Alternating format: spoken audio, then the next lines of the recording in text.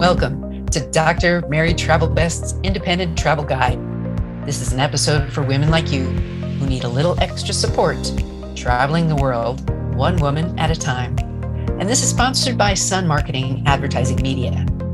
I've been traveling independently since 1972, and soon I'll be releasing a second guidebook. Please share this podcast with your parents, loved ones, and future travelers so you can make their trips the very best, like travel best. In this episode, the FAQ is, should I travel alone? The destination is Austin, Texas, part 2. Today's mistake, I assumed too much. And the travel advice, get a pedicure and foot massage. Now for the FAQ. The question is, should I travel alone? And the answer is, travel alone can be exhilarating and can also be challenging at the same time. So if you are not an independent person, you should take several mini trips before you venture out on your own to a distant location. So take steps 1, 2, and 3 before you hit a big trip, like in step 4, which is international travel. Walk before you run. The quick answer is yes, and plan for the level for which you are ready. That's what my new book will be all about. Now, today's special edition is on Austin, part 2. This covers the main museums and the cultural centers in and downtown Austin, Texas. You can enjoy the great weather most of the year in this Texas state capital. In this episode, we'll talk about Zilker, the park, the gardens, and the Hillside Theater. You're also going to hear about plenty of free destinations in Austin, including a 3-acre swimming pool right in that park. It's called Barton Springs. Now, Zilker is where Austin's big space is for downtown, for festivals, for being outdoors, and I loved it. I rented a bike and rode along the river for a few miles after picnicking in the dog park with plenty of open space. If you are a cyclist, there are miles of easy to ride paths and a friendly bike climate for electric bikes and scooters too. There are some good food trucks along the way to Zilker if you're hungry for some picnic and good local food.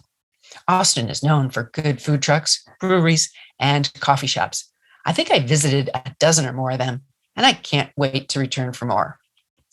The Zilker Botanical Gardens are open Monday through Friday from 9 till 5:30 in winter, and in summer from 7 to 7. It's right in the center of Zilker Park. You'll notice handsome trees, natural, quiet spaces, and plenty of water. There are 9 gardens, including the Japanese Garden, the Rose Garden, the Children's Garden, and the Hartman Prehistoric Garden. Now, the Zilker Hillside Theater has been home to the Summer Musical and Shakespeare in the Park for over 50 years. Check the show notes for lots of information on this. And the O. Henry Museum, it's a Queen Anne-style cottage and the former home of the writer known as O. Henry. His writing was quirky and humorous, and the museum has some recordings of his voice that are brought to life and open Wednesday through Sunday from 12 to 5 with free admission. Now, in addition to these travel suggestions, I'm going to give you a few other destinations, mostly free. There's the George Washington Carver Museum and Cultural Center, the Emma S. Barriento Mexican American Cultural Center, the Oakwood Cemetery, as well as the Asian American Resource Center. Now, don't forget the Austin Fire Museum, Genealogy Center, and Umlauf Sculpture Garden. That's right. And there's also a museum, and the Doherty Arts Center, also called the DAC.